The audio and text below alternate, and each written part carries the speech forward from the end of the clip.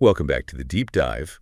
Today we're revisiting a source you brought us, the Atlas Agenda. Right. We've touched on it before, that political angle, about how emotional detachment from reality can kind of pave the way for authoritarianism. Yeah, that's definitely a big part of it. But for this deep dive, we're going, well, a bit deeper, peeling back another layer. Okay. Because the Atlas Agenda, it's not just a spy thriller or political commentary. It's what you might call a real wolf in sheep's clothing.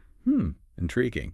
How so? Well, underneath the surface plot, it's packed with these incredibly subtle, profound layers of meaning, stuff most readers probably just skim right over. And these layers involve what exactly? Yes, You yeah. mentioned something before. Yeah, it skillfully weaves in biblical stories, Old Testament, New Testament, and also narratives from Greek mythology, even pulls in elements from Islam. Wow, okay, that's Yeah. ambitious.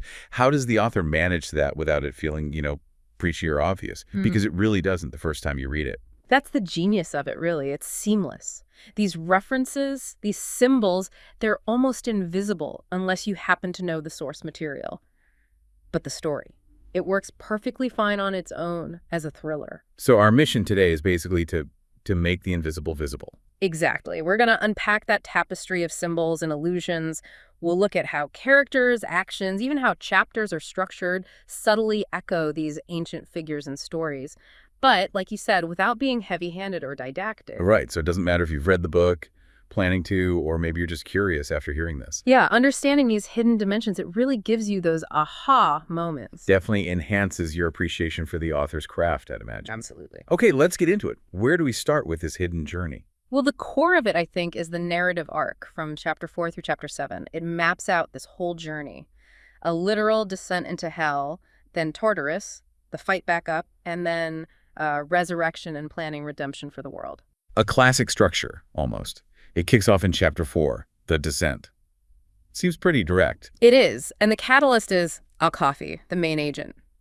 He commits what the book explicitly calls a mortal sin. Ah, the killing of that crew member on the ship, the snooping guy. Exactly. During the crossing from Morocco to Albania, that act, it's more than just plot. It's the real start of the descent. It signals they're leaving the ordinary world, entering something not else. A metaphorical hell. Even before the chapter title gives it away. Right. It sets this really unsettling tone. And then they hit the Albanian border, and there's that guard. He feels significant. Oh, definitely. He's the gatekeeper to the underworld. A total Cerberus figure, straight out of Greek myth. And he immediately tests them, demands a bribe, sets the tone for Albania, or this version of it. Yeah, it tests their corruption. It's like paying the toll to enter Hades, Well. almost ritualistic, like you said. So the descent continues. Chapter 5, Tirana. They end up in this nightclub. Right. And at first glance, it seems chaotic, maybe even depraved, but the narration twists it. It calls the club the embodiment of DEI. Diversity, equality, inclusion. Yeah. This paradox right there. A huge one. And the path to the club, it's loaded with symbols. Like the logo, the green snake and apple. Exactly. The fluorescent green stencil. And Lyra, the other main character, she sees it and says, that symbol, it means something. The author isn't hiding it, but it's still subtle. So what's the twist? Is it hell or not? Well, that's the core of the paradox. For Yeah. someone with a very rigid, maybe superficial, pseudo-Christian view, yeah, it might look like hell. All this chaos, the sensuality. But the author flips it. This place is paradise. True paradise, the book suggests, isn't about rigid dogma. It's about genuine connection, acceptance, inclusion, even if it looks messy. And the description inside reinforces that. You mentioned it evokes the Last Supper. It really does. The writing there is incredibly vivid. Let me see if I can find the quote. Here.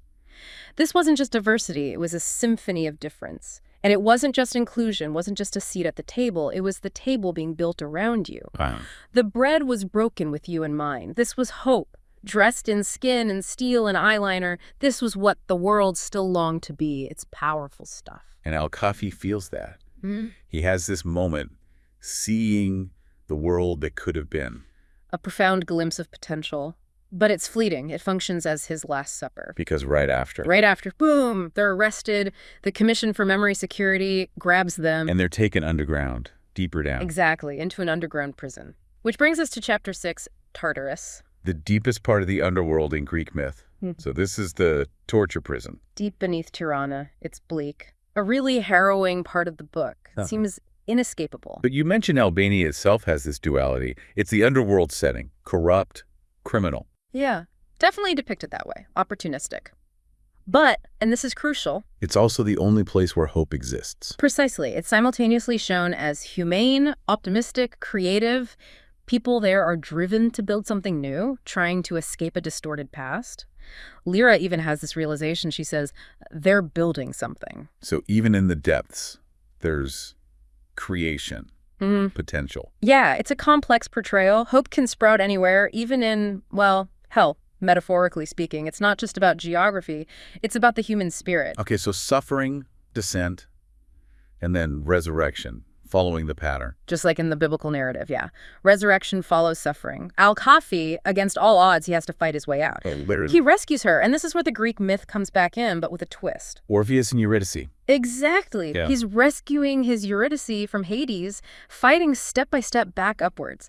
But the key difference, and the book makes a point of this, They succeed. they succeed because they keep their eyes forward, unlike Orpheus, who looks back and loses Eurydice. Ah, okay. So Al-Khafi's return to the surface isn't just escape, it's... It's a resurrection for him and for their mission. Which leads into Chapter 7. They're back, and they start planning how to redeem the world. Right. A huge discussion.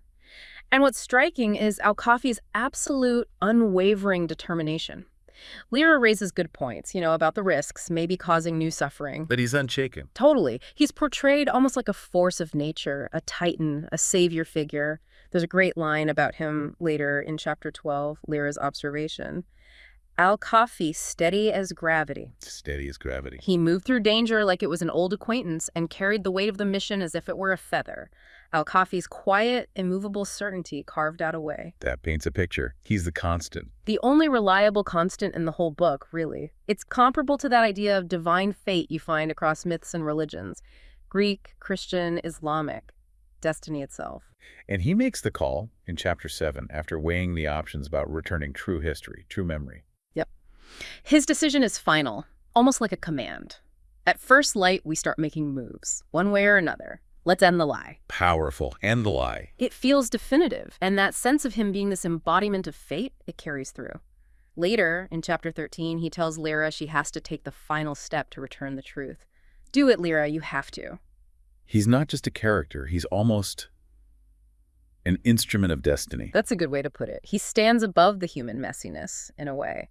So let's pull back then. When we see all these layers, the spy story, the politics, the myths, the religion, what does it all mean for us reading a book like this? Well, it shows how incredibly multi-layered a narrative can be, right? It challenges you, the reader, to look beyond just the surface plot. And finding those hidden connections, those symbols, it's not just intellectual exercise. No, not at all. It genuinely enriches the whole experience. It deepens your understanding of these big, universal themes the book is playing with good, evil, fate, redemption. You start to see the incredible design behind it all. It really makes you appreciate the author's craft on a whole new level. Absolutely. And it makes you think, doesn't it? About what specifically? Well, how these ancient stories, these archetypes from myths and religious texts, how they still resonate, how they continue to shape how we understand heroes and villains and salvation, even in totally modern, secular-seeming stories. Why do they have such staying power? Why do authors keep returning to them? That's the big question, isn't it? And maybe, what does it mean for us when these incredibly powerful foundational stories are woven so subtly into a contemporary thriller, just waiting there under the surface? Yeah, like hidden treasure, as you said. Perhaps it suggests that our new stories are always somehow talking to our oldest ones, echoing those deep human questions across time. Definitely something to think about next time you pick up a book. Thanks for unpacking that. My pleasure. It's a fascinating novel.